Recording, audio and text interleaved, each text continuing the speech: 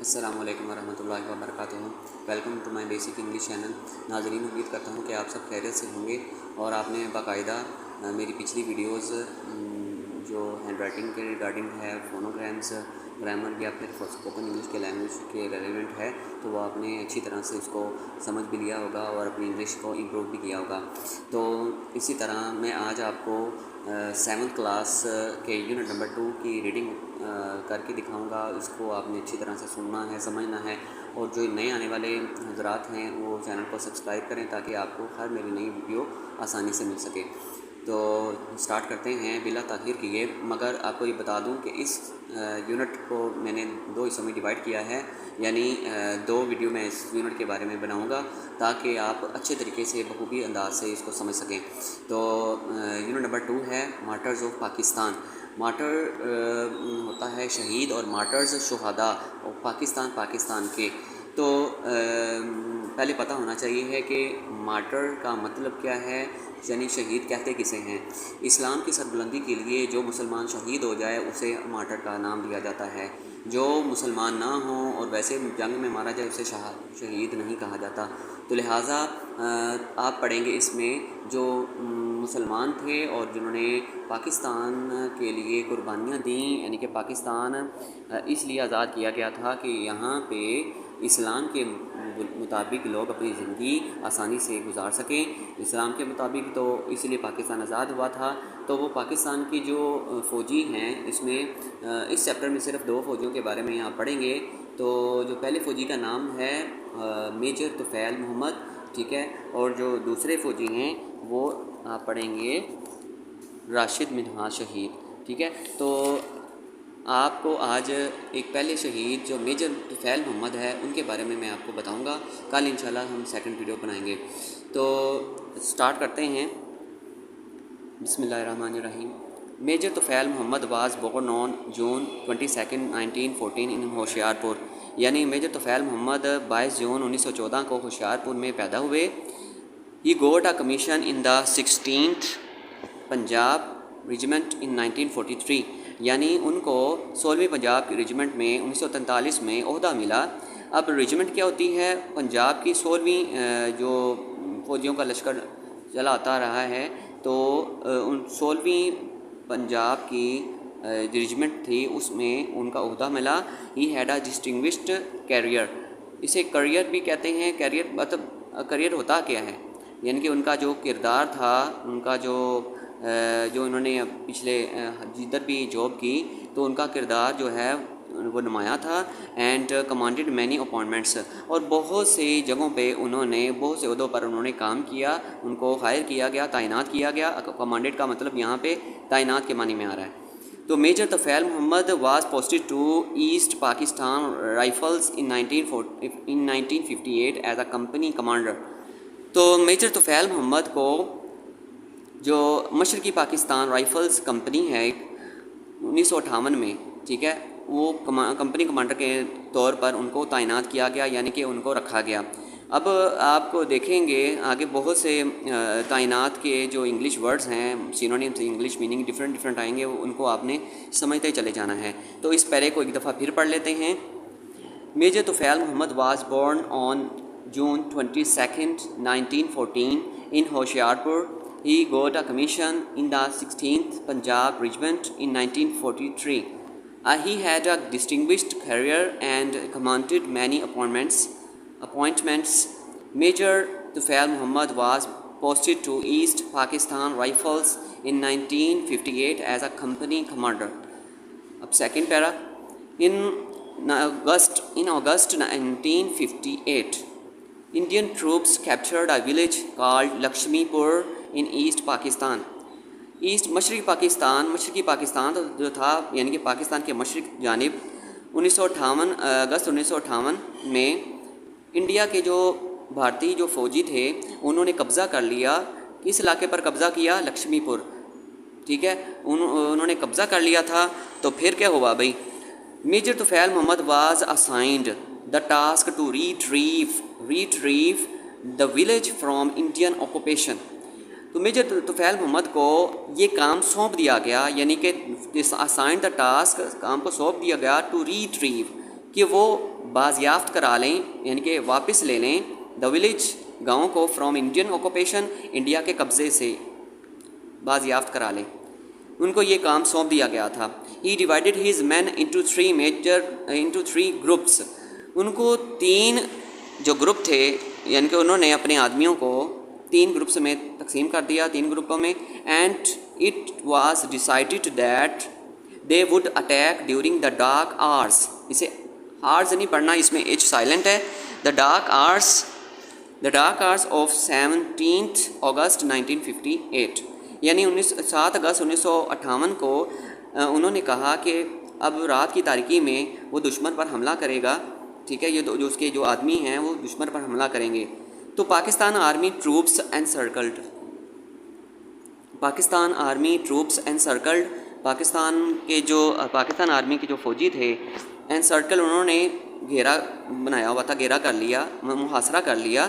دا illegal Indian post, جو یعنی کہ ناجائز غیر قانونی جو انڈین کی پوسٹ تھی، تو اس پر انہوں نے محاصرہ کر لیا ہوا تھا. وچ ہیڈ وائیولیٹڈ دا باؤنڈری، اور جنہوں نے اس باؤنڈری کی خلاف ورزی کی، جس آرمی کے فوجیوں نے نا پاکستان اور انڈیا کے درمیان جو ایک پوسٹ تھی، ایک باؤنڈری تھی، اس پر غیر قانونی قبضہ کر لیا. بٹوین دا 2 کنٹریز ان دا لکشمی پور ایریا، لکشمی پور کے علاقے میں انہوں نے وہاں پہ قبضہ کر لیا ہوا تھا. تو پھر when Major Tufail Muhammad's group was about 15 yards away from the enemy line، جب میجر طفیل محمد کا جو گروپ تھا وہ 15 گز جو دور تھا فرام دا انیمی لائن، دشمن کی لائن سے.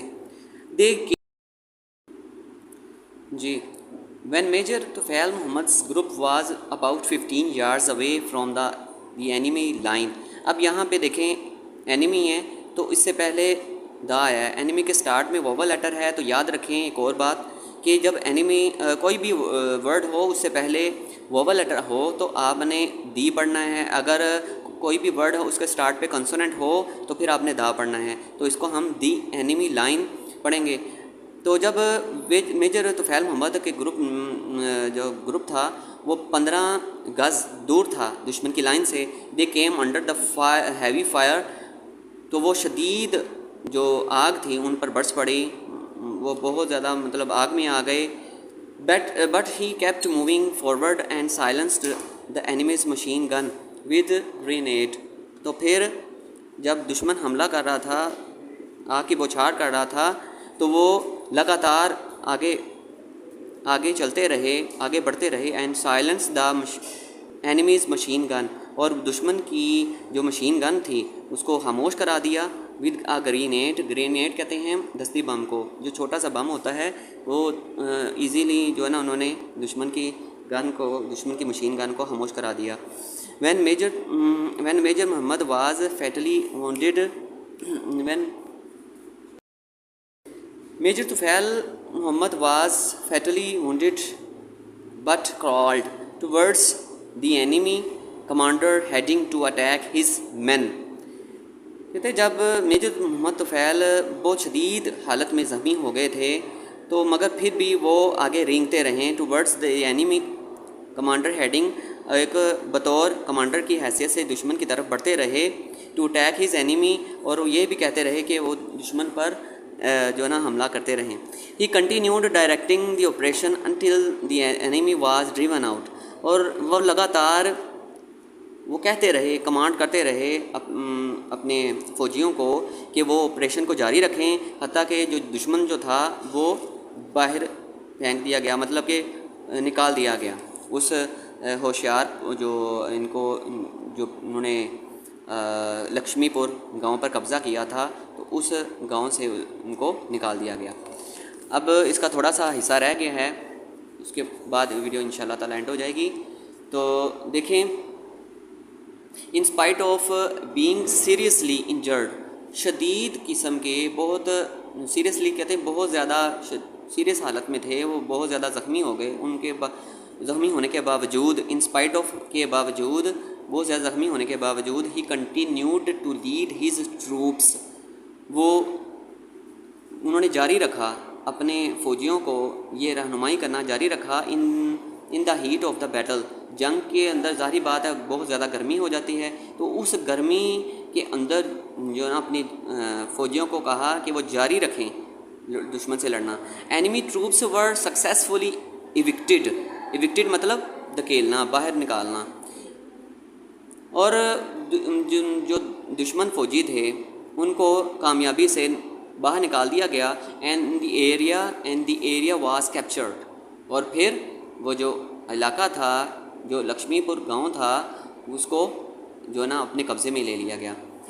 دی انڈینز ور ڈریون آؤٹ، بھارتی لوگوں کو جو انڈیا کے لوگ تھے، فوجی تھے، اس کو نکال دیا گیا، لیونگ فور ڈیڈ، 4 لوگ اس میں مر گئے تھے، اینڈ 3 پریزنرز، اور 3 قیدی بچ گئے تھے۔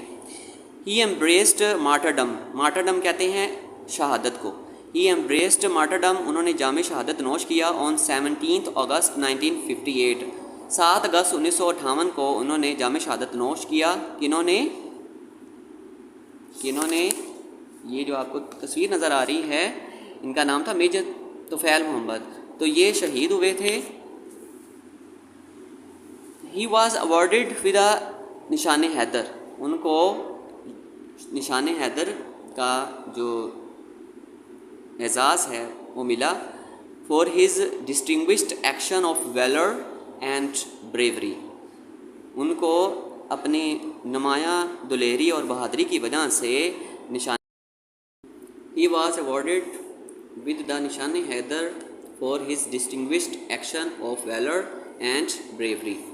He was awarded، ان کو انعام دیا گیا، ان کو نوازا گیا with the نشان حیدر سے، for his distinguished action، اپنے نمایاں کام کی وجہ سے، of valor and bravery، ان کی بہادری، ان کے جو دلیری تھی اور بہادری تھی۔ ویلر یہ دلیری ہوتی ہے، جو بندہ دلیر ہوتا ہے تو اس دلیری کو ویلر کہتے ہیں، اینڈ بریوری، اور بہادری کی وجہ سے ان کو کس سے نوازا گیا؟ نشان حیدر سے۔ تو آپ لوگوں نے کیا کرنا ہے، اس چیپٹر کا جو میں نے یہ آدھا حصہ ہے وہ آپ کو پڑھ کے سنا دیا ہے، اچھی طریقے سے آپ نے اس کو ریڈ کرنا ہے، جہاں نہ سمجھ آئے تو آپ مجھ سے پوچھ سکتے ہیں ان باکس میں، مجھے کمنٹ کر کے ضرور